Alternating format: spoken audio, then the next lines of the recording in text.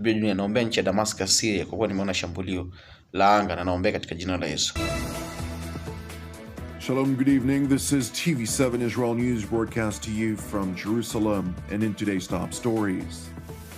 Iranian proxy targets in Syria have been reportedly struck by unidentified aircraft in a fifth such bombardment attributed to the Israeli Air Force in less than a month.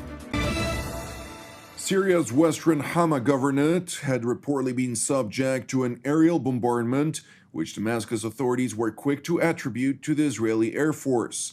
Shortly before 4 a.m. early this morning, unidentified aircraft launched numerous sophisticated missiles from the direction of Lebanon's airspace in the area of the city of Tripoli toward 5 separate positions near Syria's Hama city, said to be manned by Iranian proxy militias, including operatives of the Lebanese Hezbollah organization. And while the Syrian army's aerial defense array was activated, local sources acknowledged that all of the targets were successfully destroyed. Separately, a tragedy occurred when a family of 4 were reportedly killed. According to the London-based Syrian Observatory for Human Rights, quote, shrapnel of missiles fired by regime air defenses in an attempt to intercept the alleged Israeli airstrikes hit the residential neighborhood of Kazu in the northwestern part of Hama city, which killed a family of 4 persons, a woman, her husband, and 2 children, and seriously injured an old man, a woman, and 2 other children.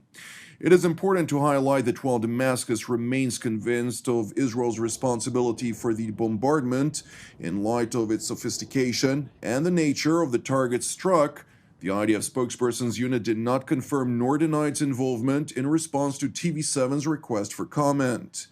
It is also worth mentioning that this was the 5th aerial strike in Syria in the last month that was attributed to Israel.